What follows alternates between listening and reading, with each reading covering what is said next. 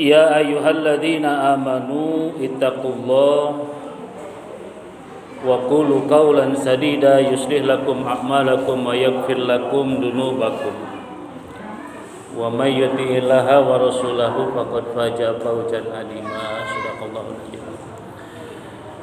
Yang saya hormati Ketua Pengajian Majelis Ta'lim Ar-Rahmah, yang saya hormati para jamaah, ibu-ibu semuanya. Pertama, kita panjatkan puji syukur pada Allah Subhanahu wa taala yang Maha Ghafur, Allah yang Maha Luhur. Salawat dan salam selamanya kita sama-sama limpahkan dan curahkan kepada junjungan kita Habibana wa Nabiyana wa Maulana Muhammad sallallahu alaihi wasallam. Baik kepada semua keluarga, sahabat, juga para tabi'innya hingga hari kiamat. Alhamdulillah hari ini hari Minggu perdana kita mulai pengajian. Kalau nggak salah, saya baru sekarang. Selepas hari raya Idul Fitri ya. Hari raya Idul Fitri dan hari raya Idul Adha. Mungkin libur yang paling lama. Karena selepas Idul Fitri ada yang mudik belum pulang dan sampai Cigelam juga sakit. Ada yang ada kendala hal yang lain sehingga pengajian sementara libur dulu. Dan tidak heran semua juga seperti itu. Apalagi santri saya sendiri sampai sekarang sudah 2 tahun gak ngaji, dan yang ilijen baru sekarang selama PPKM gak bisa keluar. Ya, inilah konsekuensi daripada sebuah aturan sehingga kegiatan pengajian pun tidak bisa dilaksanakan. Sehingga tidak heran kalau di beberapa pengajian banyak yang libur.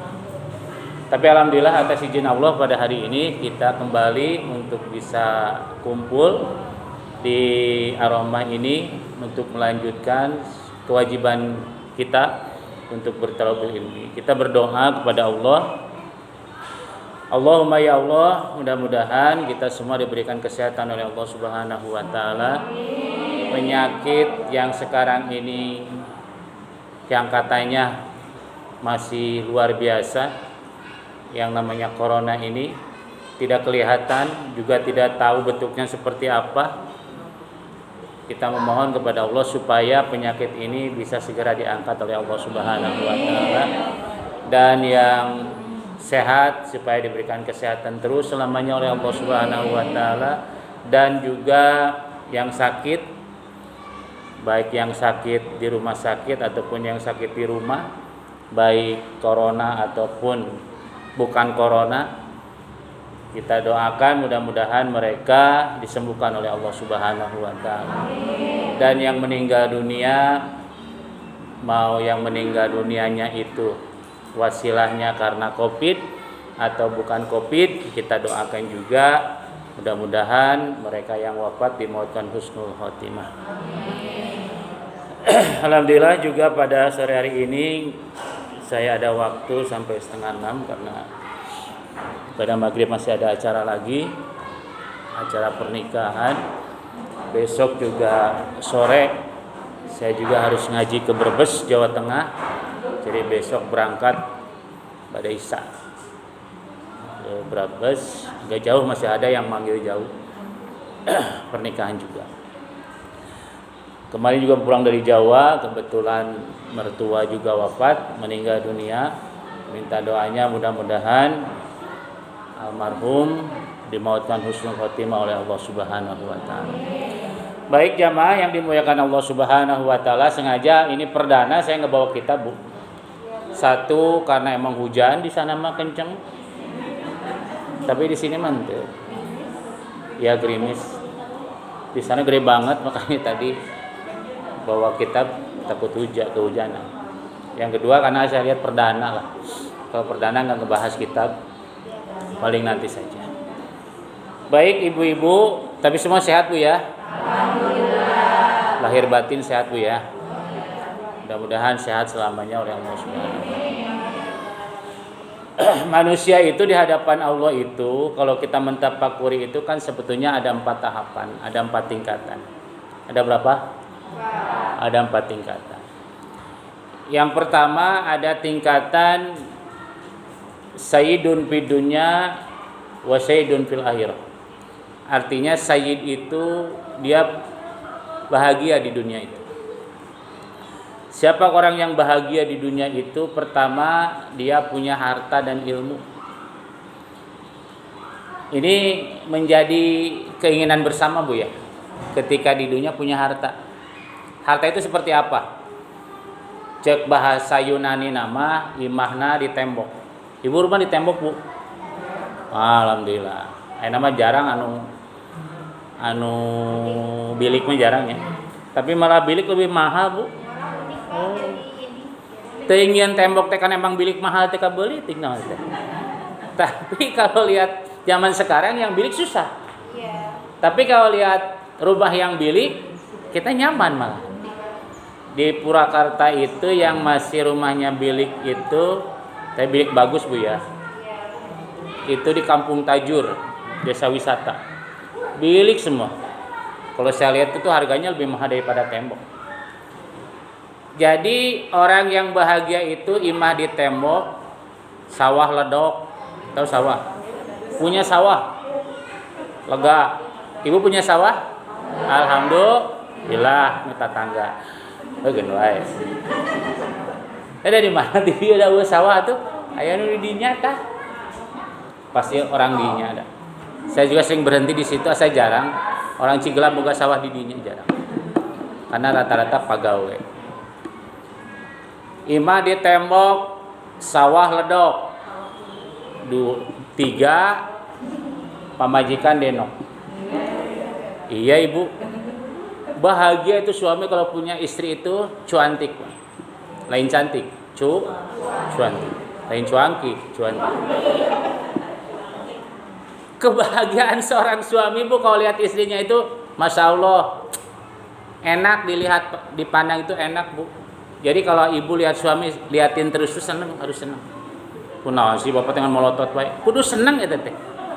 Bu. Makanya ini teh harus pakai blouse on, pakai bedak. Kedua ibu, Yana pakai Wardah. Anu nomor 38 Bu. 38 tilu gedeng pakandal teuing. 38 ada. Gitu kan. Atau make pon. Gitu kan. Make pon Wardah gitu. Ulah pipa we jeung pipa. Eueuh pipa tarigu. Minimal di hadapan suami itu penampilan itu beda. Bahagia suami itu Bu, pulang kerja lihat istrinya, Masya Allah. Coba suami kemarin gawena 12 jam lan. Ilijan 12 jam. Indorama 12 jam gawe. Suami pulang pagi, berangkat pagi, pulang maghrib. Pas datang lihat istrinya di rumah, can mandi. Coba. Kumaha masih keneh ulin keneh di luar. Ngupuk di hadap hidup katanya. Coba. Boro-boro danggan. Kesel Bu cara gete amak. Coba ketika lihat istrinya datang, Masya Allah. Sudah pakai baju rapi, pakai bedak, pakai minyak wangi. Bahagia Ibu. Nih, orang yang bahagia di dunia itu satu punya harta. Orang yang paling terkaya di sahabat Nabi Bu, bukan Nabi Sulaiman ya. Ini sahabat Rasul.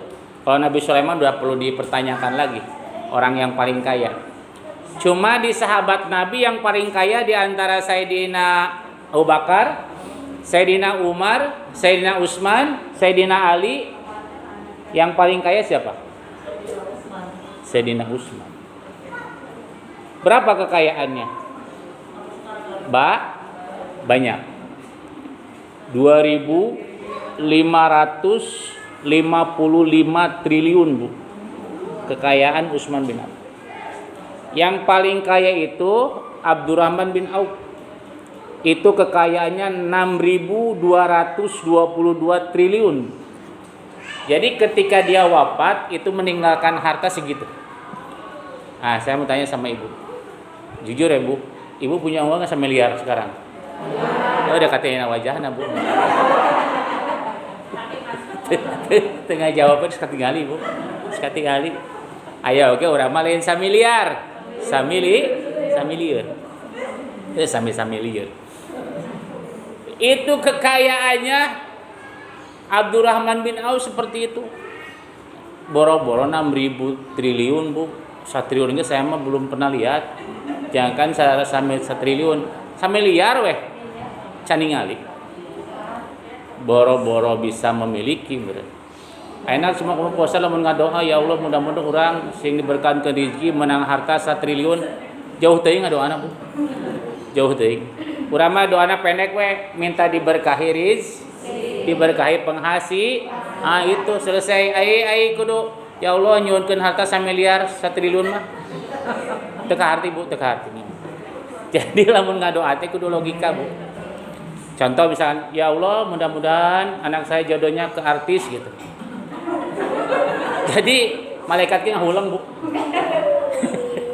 Jadi malaikat tek make tipeke bingung. Artis sahan udah ekeun gitu. Jadi ya, Bu. Jadi ini orang yang bahagia pertama punya harta dulu. Ya contoh aja, maaf. Kita mau zakat pakai harta enggak? Iya. Mau berangkat haji pakai harta. Mau kurban pakai naon?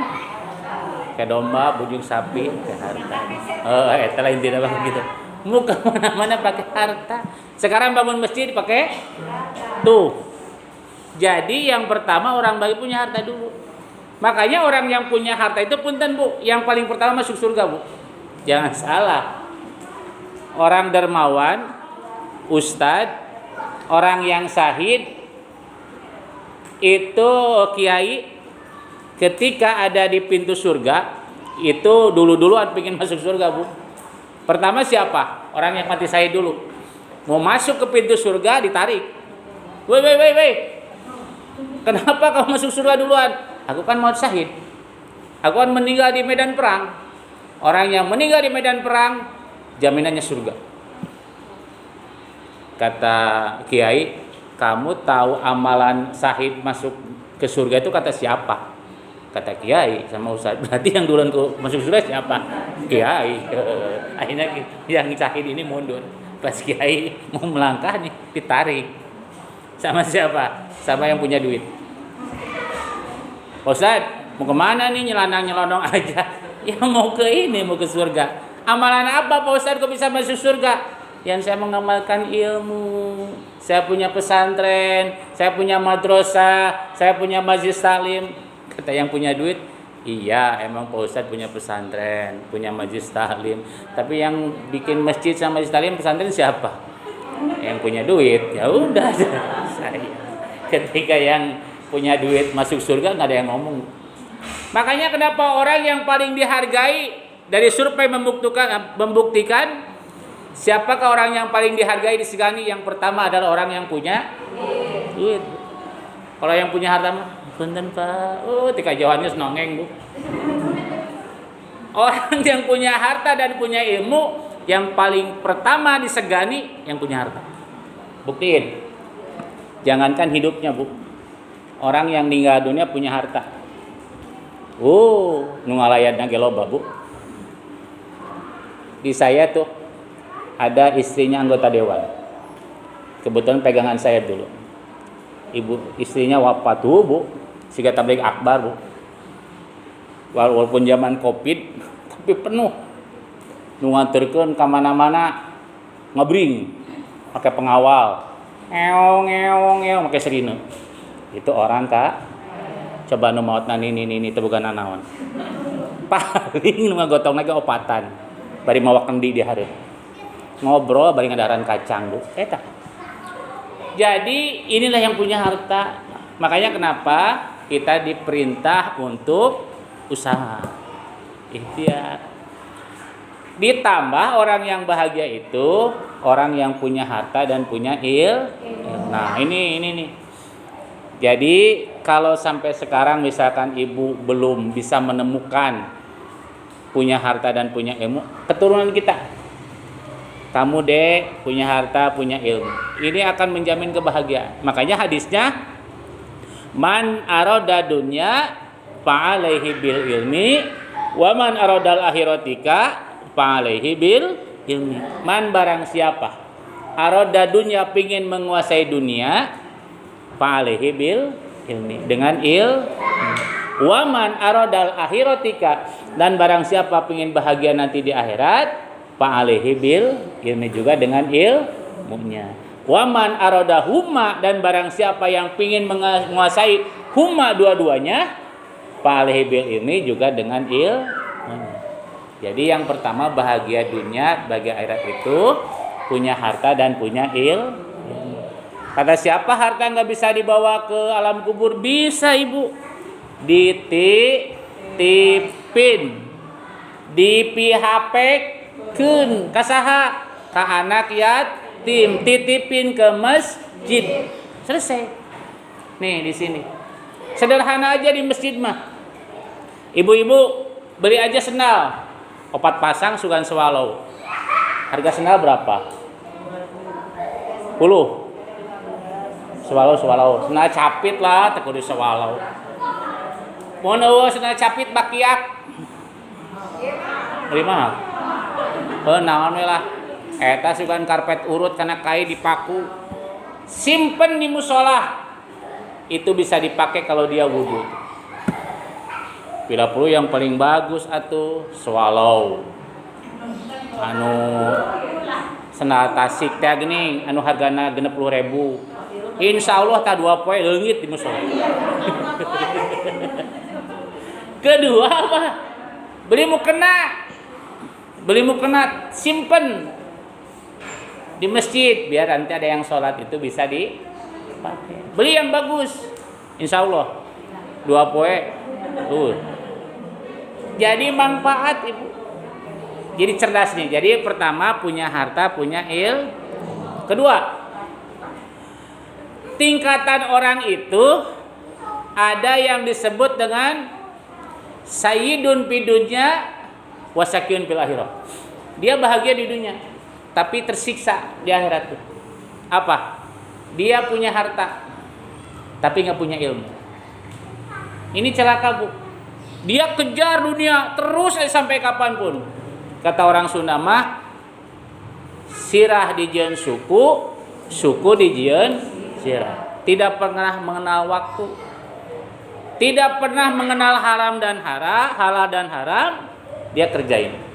Yang penting segala sesuatu saya bisa dimiliki. Wah ini bahaya. Islam nggak memerintahkan itu bu. Di mana sih tempat pesugihan? Gunung Kawi, Gunung Hejo, Gunung Nondi. Ini Hejo eta, Gunung Gede. Didatangin, dukun didatangin, paranormal didatangin. Kenapa sebutkan paranormal? Kenapa? Karena cuma seorang. Karena kalau banyak bukan paranormal, tapi para hadirin gitu kan. Terus Pak. Jadi kenapa orang itu sering disebutnya sama kita orang pinter? Kenapa coba? Sering pernah dengar gak? Coba nanya kepada orang yang pinter aja. Kenapa coba sebutnya orang pinter? Karena kitanya bodoh gitu. Jadi masalahnya gitu. Bah, saya teh hilang dompet, bah. Di mana? Ya, antara pasar Jumat ke Meracang. Ya, kata si mbahnya napakurin dulu. Diem, kenapa mbah diem? Dompet mbah juga bingung tadi mana nyimpen. Jadi masalah ibu. Kenapa kita bodoh? Bodohnya gini. Barang siapa yang mendatangi paranormal, garis miring dukun, ini ruginya luar biasa bu. 1, kita mendatanginya saja itu jelas dosa besar. Dosa sudah dimiliki bu. Yang kedua, 40 hari doa kita tidak dikabul, Bu. Ini yang kita bodoh gitu loh. 40 hari kalau sekarang berangkat ke dukun tanggal berapa nih? Ayo nih tanggal hijinya. Ayo tanggal hiji mah koyong teuing lah. Tanggal 27 tah rada kolem. Tanggal hiji ka dukun. Eta tanggal hiji geus ka dukun kumaha tanggal 28 eta tanggal 28 tanggal hiji geus ka dukun. Berarti tanggal 10 September itu doa kita nggak dikabul sama Allah. Rugi, Bu. Kenapa kita teh bodoh gitu. Sekarang saya mau nanya. Dukun mintanya ke siapa? Dukun mintanya ke siapa? Nggak tahu. Oh, berarti Ibu nggak pernah ke dukun ya? Alhamdulillah. Dukun itu mintanya ke setan. Sekarang saya mau tanya, setan mintanya ke siapa? Nggak tahu dewa dia. Emang cananya kah setan? Setan mintanya ke siapa? Proses dukun itu gimana sih? Juga nggak tahu ya. Masa dibahas tentang bab perdukunan?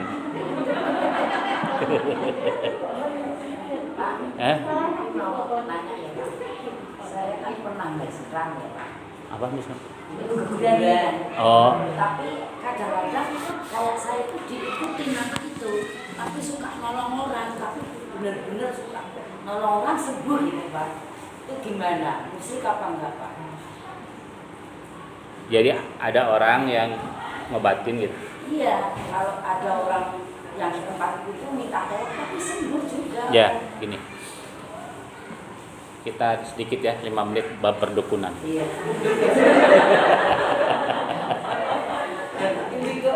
Hukumnya gini, Bu. Al-Qur'an kan hukumnya fas'alu ahla dzikri in kuntum la ta'lamun. Tanyalah satu perkara kepada ahlinya. Fas'alu ahla, tanyalah satu perkara. Dzikri kepada ahli dzikir. Fas'alu ahla dzikri in kuntum la ta'lamun. Tanyalah satu perkara kepada ahli di situ macam ahli dzikir. Jadi bukan fas'alu ahla ilmi. Jadi nanya itu bukan kepada orang yang berilmu. Jadi nanya itu kepada orang ahli dzikir. Ahli dzikir sudah pasti ahli ilmu. Tapi ahli ilmu belum tentu ahli dzikir. Nah, jadi kita ada fas'alu perintah wajib. Jadi bertanya itu wajib. Nah, jadi harus paham dulu. Jadi bertanya itu wajib. Bertanya dalam segala hal, ibadah, muamalah, segala sesuatu, kehidupan dunia, bertanya wajib. Penyakit, pengobatan, wajib bertanya. Itu hukum. Iya. Nah, kepada siapa? Ahli dzikir. Ahli itu siapa? Orang yang ibadahnya, zikirnya para ulama, para kiai, ini maksudnya. Nah, yang tidak boleh adalah tatanya. Beda kalimatnya. Kalau bertanya boleh, wajib. Tatanya yang jadi masalah.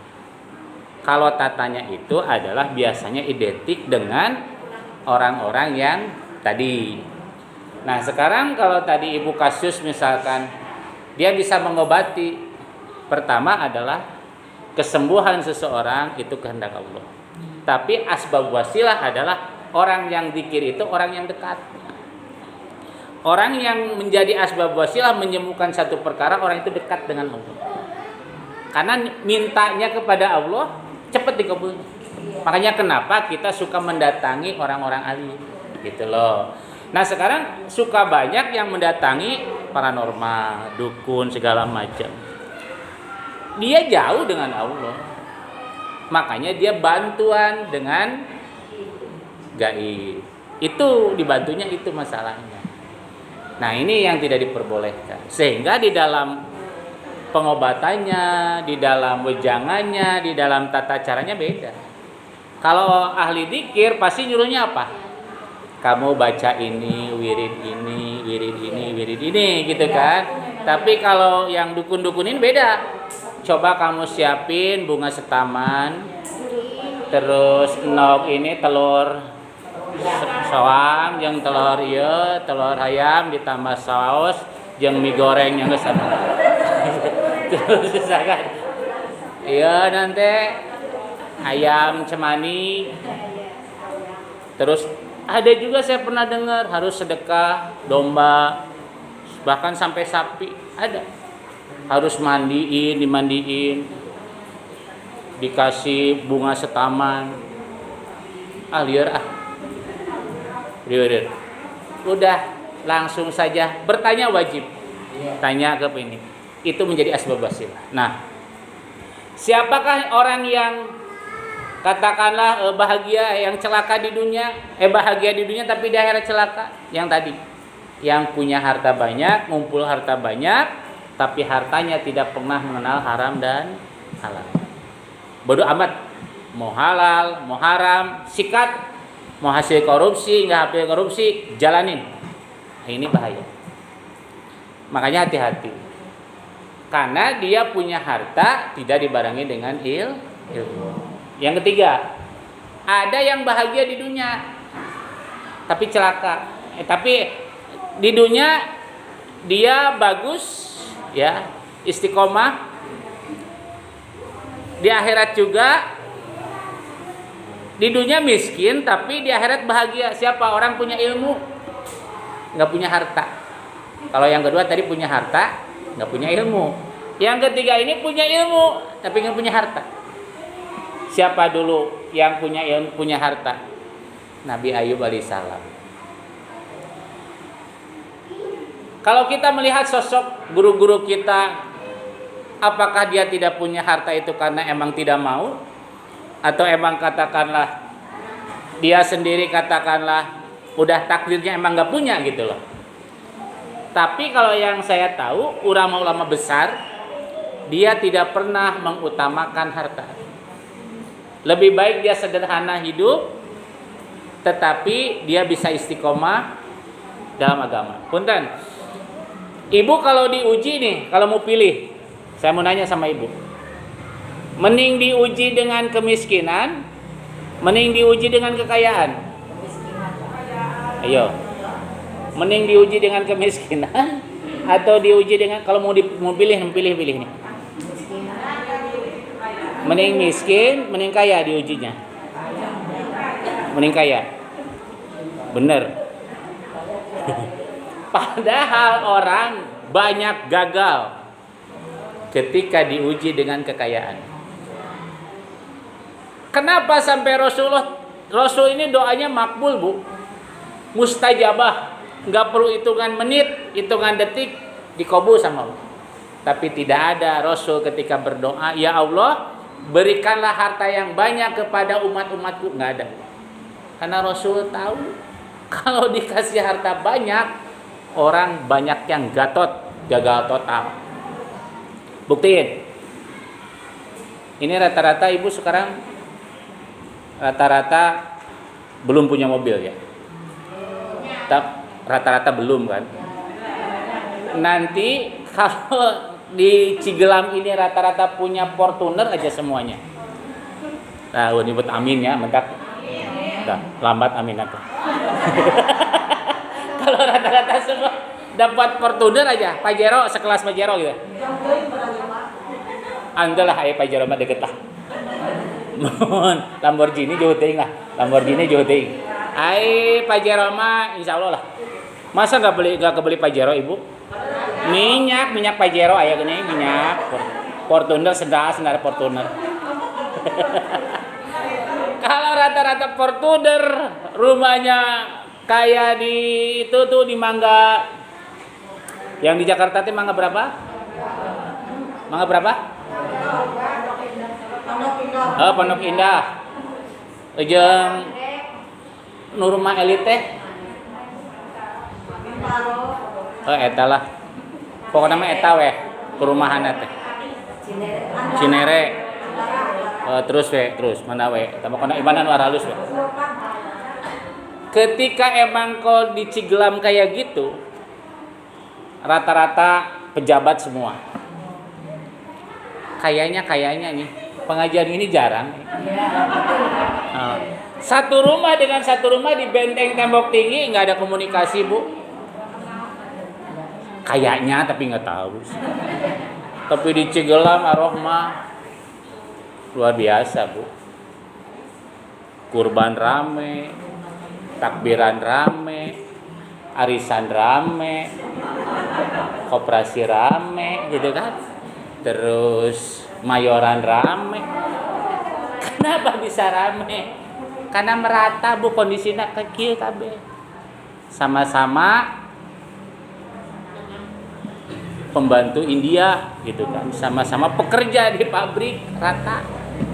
Jadi standar, Bu. Jadi berjamaah maju gitu kan, apa-apa kegiatan maju karena emang kondisi ekonominya seperti gini biasa. Itu ada hikmah, Bu. Orang dikasih harta, maaf, jam segini pinginnya kemana aja kan. Tapi karena kita hartanya pas-pasan, kita bisa duduk bareng, bisa ngobrol, gitulah. Itu, Bu, yang bagus. Jadi orang yang punya ilmu nggak ada masalah, harta nggak punya, tapi dia dengan ilmu bisa tenang. Makanya ini kelompok yang ketiga nih, dia punya ilmu tapi nggak punya harta. Ini yang keempat nih. Ini keempat ini yang masalah. Orang yang masalah apa? Nggak punya ilmu, nggak punya harta. Eta mah sakyun fid dunya wasakyun fil akhirah. Celaka di dunia, celaka di akhirat. Nah, dari empat ini, satu, punya harta, punya ilmu. Yang kedua, punya harta tapi nggak punya ilmu. Yang ketiga, punya ilmu nggak punya harta. Dan yang keempat, nggak punya harta, nggak punya. Kira-kira Ibu pilih mana?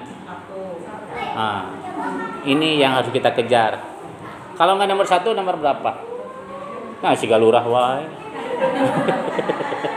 Kalau nggak nomor satu, nomor berapa? 3. Cek Ibu 3. Ya, iya nggak apa-apa, ini bagus. Ayah yang nomor 2 tuh? Ayah nomor 2 tuh? Nggak ada. Jadi nggak mau harta nggak? Alhamdulillah, Ibu. Jadi pilihnya kejanting miskin sabuk ilmu gitu.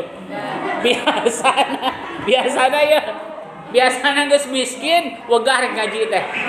Nah, warga senal eueuh gitu kan. Mukena geus kotor, era tuh gogodana, Bu. Diuji orang yang enggak punya harta, diuji ketika dia harus mencari ilmu, Bu. Makanya ngejar mah minimal nomor 1 aja. Punya harta dan punya ilmu. Para jamaah yang dimuliakan Allah Subhanahu wa taala, terakhir karena kemarin kita sudah melaksanakan ibadah tanggal 10 Zulhijjah, yaitu pemotongan hewan kurban, dan sekarang kita akan masuk di Muharram ya. Jatuh 1 Muharram itu tanggal 10. Hari Selasa, Bu ya, minggu depan, Bu ya.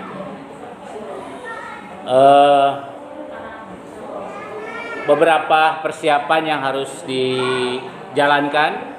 Pertama adalah di awal-awal Muharram, berarti awal Muharram dan sekarang ini awal Muharram.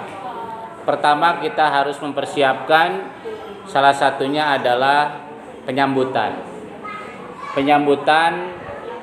akhir tahun 1442 Hijriah menuju 1 Muharram 1443 Hijri. Biasanya di ujung-ujung tahun yang paling utama adalah muhasabah atau perhitungan amal-amal kita. Di dalam pengajian ini hanya mengingatkan saja, pertama di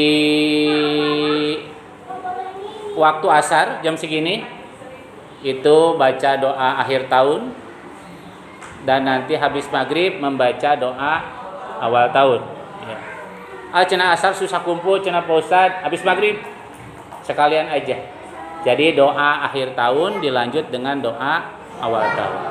Itu isi doanya adalah minta diberkahi, dan di tahun kemarin yang sudah dilewati kita juga memohon segala kekurangan dalam ibadah, dalam dosa-dosa minta diampuni, dan di awal tahun isi doanya adalah minta diberkahi. Itu yang pertama.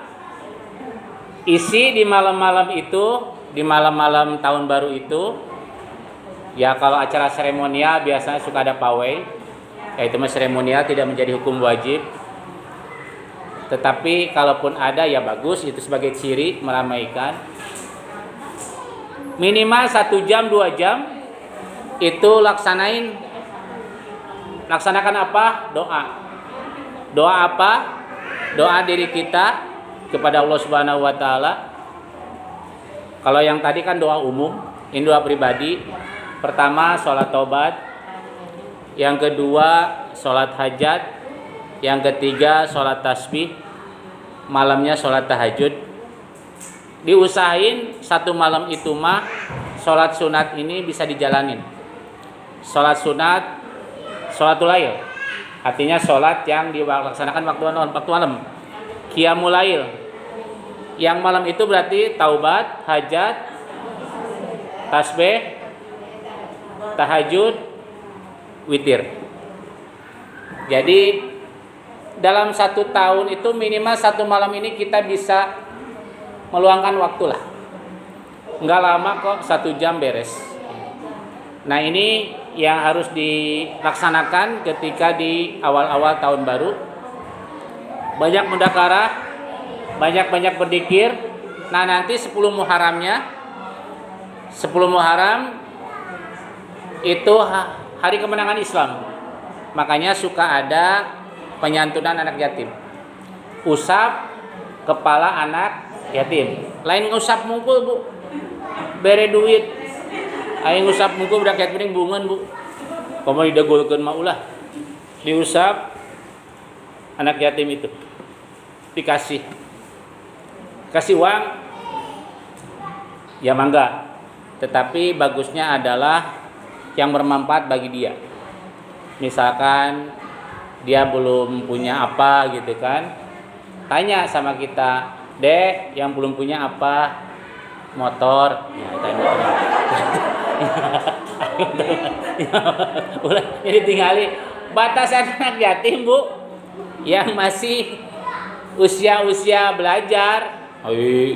Dah ini rata-rata anak yatim ya. Saya juga anak yatim. Bisi mangan anak yatim darongkak ke masjid ngarabring ini. Bisi ngomong kena ade salah.